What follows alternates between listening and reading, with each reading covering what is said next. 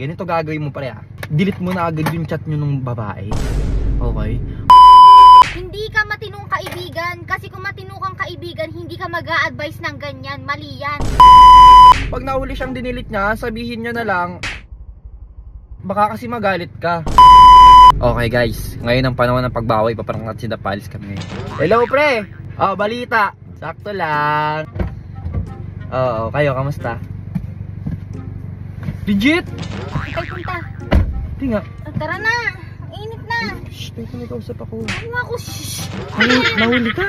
Paano nahuli? Gagi ka ng bababae. Ba't ka kasi ng bababae, pre? Pero sige. Ganito gagawin mo pare Delete mo na agad yung chat nyo nung babae. Okay? Para pag Ang galing mo. kausap yung tao, I'm talking to someone, masyado namang bastos ni. Bastos yan. Privacy, Wait lang, shut up ka muna. Patay mo yan. Ngayon, pag wala siya nakita, pre, ikaw na yung magagalit ngayon. Tapos, siya na yung mali. Diba? Oo nga, legit. Tignan mo, binigyan mo ako ng idea na ganyan ginagawa mo sa akin. Kausap yung tao, bastos naman. Nagbibigay lang ako ng advice, boss. Oh! Hindi ka makakapagbigay ng advice kung hindi yan yung ginagawa mo.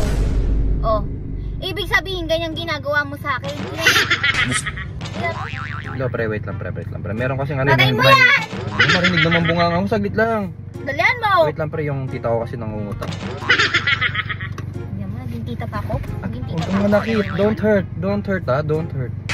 Basta ganun na lang, pre. Tigil mo yan! Bam naman, ito naman, kaibigan ko naman to. Kailangan ko saluhin to, syempre. It's my friend. Nag-iinit na yung ulo ko. Mali yung pinagsasabi mo. Sige, pre. Balikan ko na lang, pre. Balikan kita, pre. Yung tita ko kasi nangihiram na naman, Sige. Ginawa mo pa akong tita. Gusto mo talunok ko to sa'yo lahat. Bam naman. Syempre, tuturuan ko yung kaibigan ko. Hindi ka matinong kaibigan. Kasi kung matinong kang kaibigan, hindi ka mag-a-advise ng ganyan. Mali yan.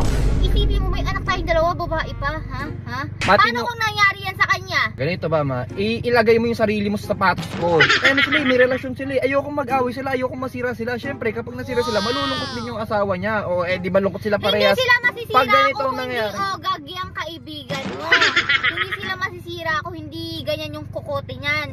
Basta, advice ko lang naman May asawa yun. na pala siya, ba't siya nagaganyan? Ikaw may asawa ko na, ganyan ka pa mag-advise.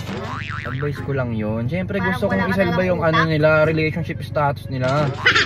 Diba? Hindi yung susuko agad. Dapat ina-advise natin yung mga friends natin. Mag-advise ka lang tama, ha? Tama naman yun Hindi naman Hindi siya... yun tama, mali yun.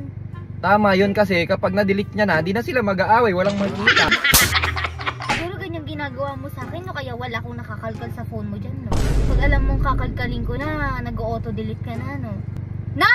Hindi naman sa ganun. Hindi naman sa ganon. So, ibig sabihin may tendency na nagaganon ka.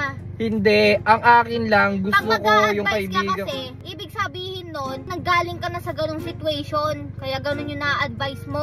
Gigigil mo ko, Ako mabait lang akong kaibigan talaga. Sa totoo lang. Sa totoo lang talaga. Hindi ka mabait. Hindi ka mabait. Mabait ako. Tingnan mo nga, gusto kong isave yung nila, pagmamahalan nila. Pag walang nabasa chat, di walang away. Pag nahuli siyang dinilit niya, sabihin niya na lang, baka kasi magalit ka. Yan yung gawain mo. Yan yung palagi ko naririnig na mga linyahan mo. Hindi naman, grabe ka naman dyan. Para kang nire-relate mo ako sa mga situationship Hindi mo Gigigil ako sa'yo. Ikaw na lang umalis, tatawagan ko yung tropa ko Total naman, ako masama Sige, maging mag-asawa na rin kayo ng tropa mo, ha? Check.